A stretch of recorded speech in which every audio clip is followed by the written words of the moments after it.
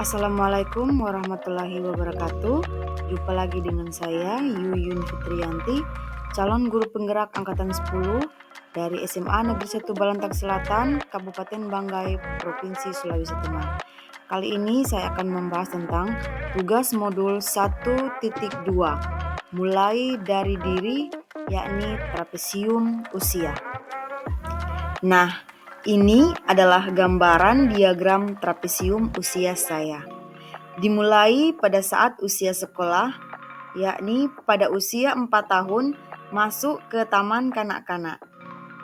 Mengalami pengalaman negatif di usia 10 tahun, mengalami pengalaman positif pada usia 13 tahun, kemudian di usia 17 tahun lulus dari sekolah menengah atas. Kemudian pada usia bekerja, di usia 22 tahun saya telah lulus kuliah dan langsung bekerja. Hingga saat ini, di usia saya yang ke-32 tahun sudah menjadi ASN P3K. Dan di usia pensiun, insya Allah akan pensiun di usia 60 tahun. Selanjutnya, refleksi. Apa peristiwa positif dan negatif yang saya tuliskan pada diagram? Peristiwa negatif yang terjadi saat saya berusia 10 tahun di bangku kelas 4 SD adalah saat saya mendapat peringkat terakhir akibat tidak mengikuti ekskul pramuka tingkat kecamatan. Peristiwa positif yang terjadi pada saat saya berusia 13 tahun di bangku SMP, saya menjadi peringkat 1 sampai lulus SMP. Selain saya, siapa lagi yang terlibat dalam masing-masing peristiwa tersebut?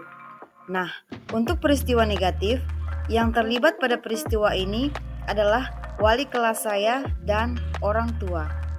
Dan untuk peristiwa positif, yang terlibat dalam peristiwa ini adalah semua guru mata pelajaran dan orang tua. Kemudian, dampak emosi apa saja yang saya rasakan hingga sekarang? Untuk perasaan positif, saya merasa senang, gembira, dan optimis dalam pembelajaran dan membuat saya selalu tekun dalam mengerjakan tugas-tugas sekolah. Dan untuk pengalaman negatif, saya merasa kecewa, termenung dan sedih karena merasa gagal meraih peringkat terbaik di kelas hanya karena tidak ikut kegiatan ekskul pramuka yang diadakan oleh sekolah. Mengapa momen yang terjadi di masa sekolah masih dapat saya rasakan dan masih dapat mempengaruhi diri saya di masa sekarang? Nah, karena hal tersebut membekas dan memberi kesan yang mendalam dan tersimpan dalam ingatan dan memori saya. Hal tersebut sedikit banyak mempengaruhi pembentukan karakter saya. Selanjutnya, pelajaran hidup apa yang saya peroleh dari kegiatan trapesium usia dan roda emosi terkait peran saya sebagai guru terhadap peserta didik saya? Yang pertama, saya mempelajari bahwa satu emosi yang positif maupun negatif dapat bertahan lama dalam memori jangka panjang seseorang serta dapat mempengaruhi perkembangan karakter seseorang.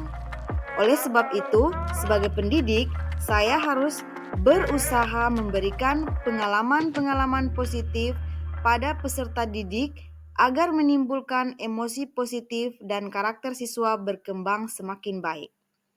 Yang kedua, saya belajar lebih mengenal tentang dasar emosi dan jenis-jenis emosi, serta gabungan dari emosi tersebut dapat menimbulkan satu emosi baru. Tentunya, sebagai pendidik, hal ini sangat penting dalam mengetahui emosi peserta didik, agar kita tidak salah dalam memberi tindakan dan bantuan kepada peserta didik.